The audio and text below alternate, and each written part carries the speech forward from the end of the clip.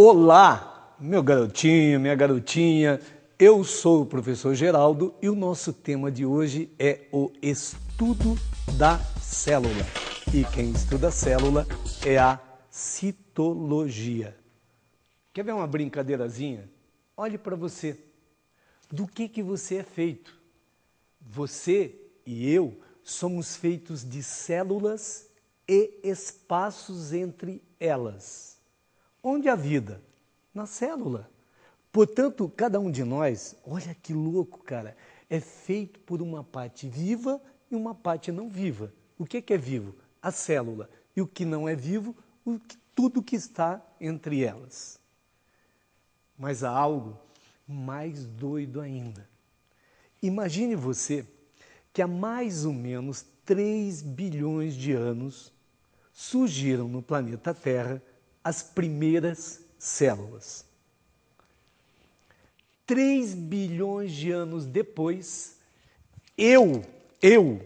um conjunto de células, falo para você um outro conjunto de células, na verdade, sobre nós mesmas. Ai, o professor é bicha. Não, cara, nós mesmas as células. Gente, a célula está para você e para mim como o tijolo está para a parede da sua casa. A célula é a unidade constituinte da matéria viva. Você vai estudar por setores. A primeira perguntinha que vem, e é clássica nos vestibulares, e lembra, a célula é tão importante por ser a sede da vida. Na prática, tudo acontece em nível celular. A vida e a causa da sua morte depois acontecerá em nível celular. Por isso, todo e qualquer vestibular tem, no mínimo, uma questão sobre célula. É claro, falava há pouco, a primeira pergunta qual é? O que é célula? Tradicionalmente, desde criancinha, você ouve falar o seguinte: célula é a unidade de forma e função da matéria viva. Ou, já mais sofisticado, você diz, célula é a unidade morfofisiológica da matéria viva. Morfo, forma, físio, função. Mas não é este o conceito moderno de célula. Lembre que o que vai cair no vestibular, se o assunto for sugerido, o conceito é este.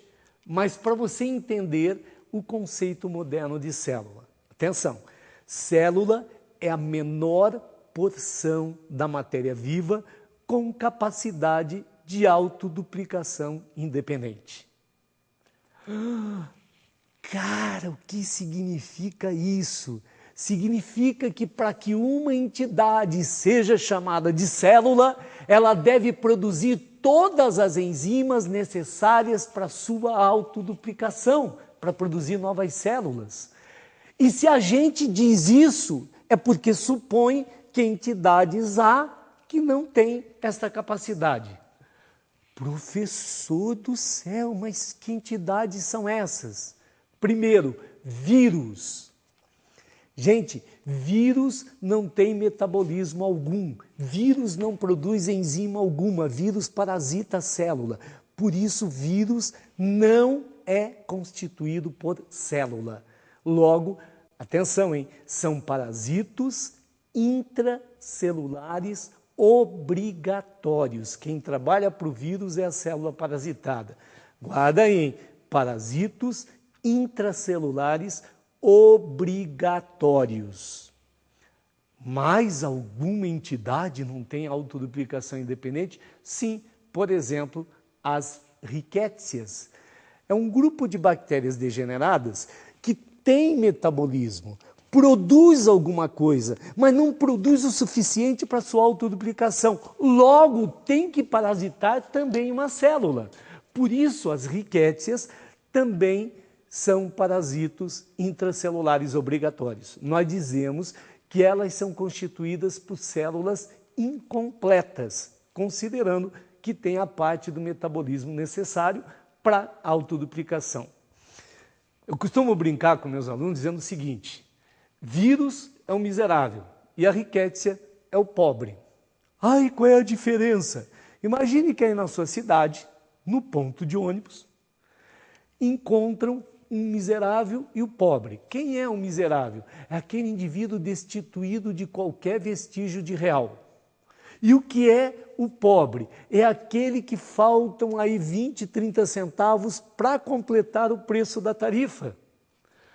Olha, um nada tem, o outro não tem o suficiente. Resultado, os dois só andarão de ônibus se conseguirem de alguém o que falta e o outro o preço total da tarifa.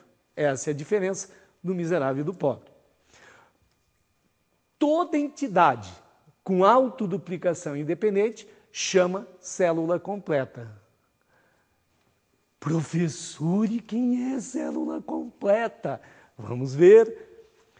Há dois tipos de células completas, procariontes e eucariontes. Só duas, hein? Fácil guardar. Pro quer dizer primitivo, primeiro, né? Você já sabe. Eu com cário quer dizer núcleo. Aprenda a desmontar a palavra em biologia. A biologia toda está na palavra. Se você desmontar e observar o significado, você fecha a questão. Qual é a diferença? Os vestibulares do Brasil dirão: procarionte é aquela célula que não tem núcleo verdadeiro ou não tem carioteca. Carioteca é a membrana nuclear. Assim, o material genético está espalhado, entre aspas, depois a gente vai ver por quê, no citoplasma. Ai, quem é formado por célula procarionte? Apenas bactérias e cianobactérias. As antigas algas azuis ou cianofícias. Atenção! Portanto, o que é que os vestibulares dirão? Célula procarionte é aquela que não tem carioteca ou não tem núcleo verdadeiro. Bactérias, cianobactérias. Mas é isso mesmo? Modernamente a gente sabe que é uma consequência da principal diferença. A principal diferença na prática entre célula procarionte e eucarionte é a quantidade de membranas. Quanto mais desenvolvida for uma célula, mais membranas ela tem. Portanto, célula procarionte é pobre em membranas. Célula eucarionte é rica em membranas. A célula procarionte praticamente está reduzida à membrana plasmática. Ela não tem organelas citoplasmáticas porque não tem membranas. Não é rica em membranas. Guarda aí, a única estrutura citoplasmática de uma célula procarionte são os ribossomos. Isto é extremamente importante. Apenas há no citoplasma de células procariontes os ribossomos, cuja função você sabe, a síntese de proteínas. Logo, uma célula eucarionte é uma célula rica em membranas, embora, se cair no vestibular, vai dizer que é uma célula que tem núcleo verdadeiro ou que tem carioteca. Aí, qual é a consequência? Ter carioteca já é uma consequência dela ter muitas membranas. Ter muitas membranas possibilita dividir essa célula em compartimentos. A gente diz que é uma célula intensamente compartimentalizada. Ah, e o que é isso? Gente, esses compartimentos são as organelas citoplasmáticas que você já estudou e a gente vai revisar daqui a pouco. Qual é a vantagem? A vantagem é que a gente consegue especializar a célula. Cada compartimento, ou seja, cada organela, fica responsável por uma ou por um grupo de funções. E você sabe o que significa especializar. Significa fazer melhor em menos tempo, com menor custo energético. Por que isso acontece? Porque as enzimas envolvidas nessas funções ficam todas muito próximas, aderidas a estas membranas.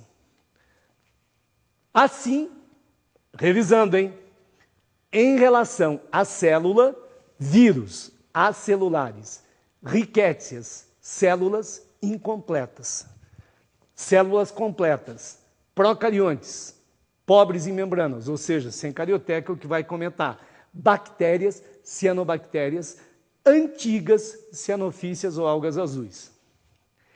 Eucariontes, todos os demais organismos são constituídos por células eucariontes.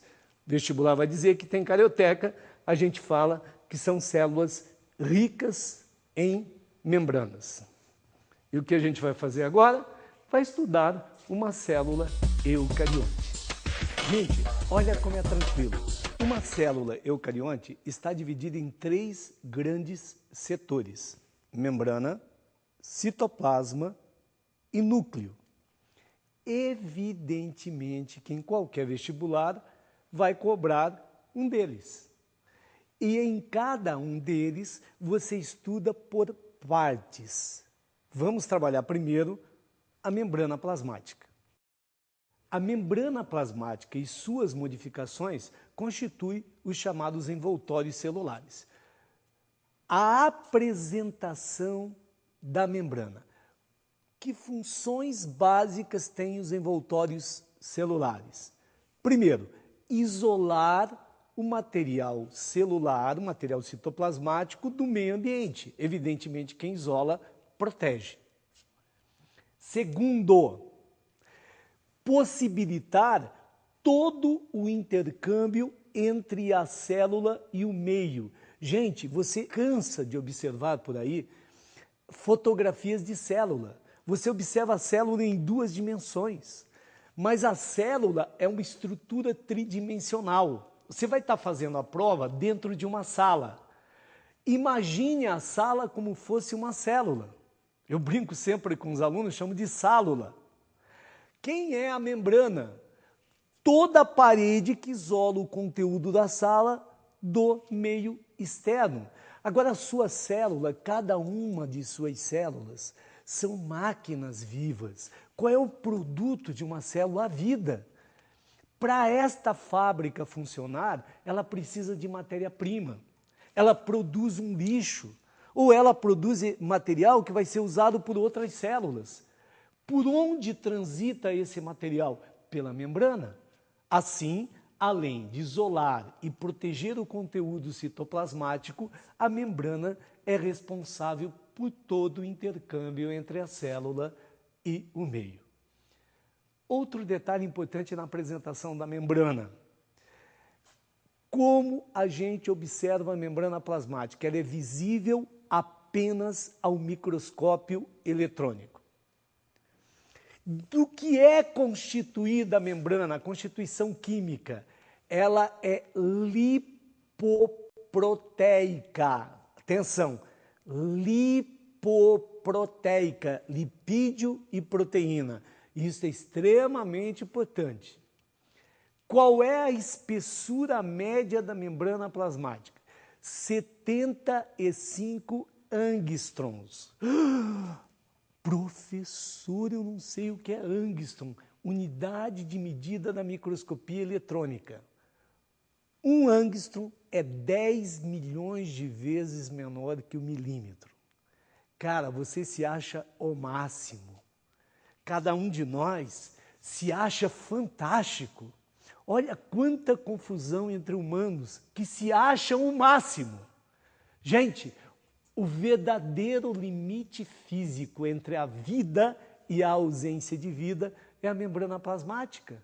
Do lado de cada membrana, dentro da célula, a vida.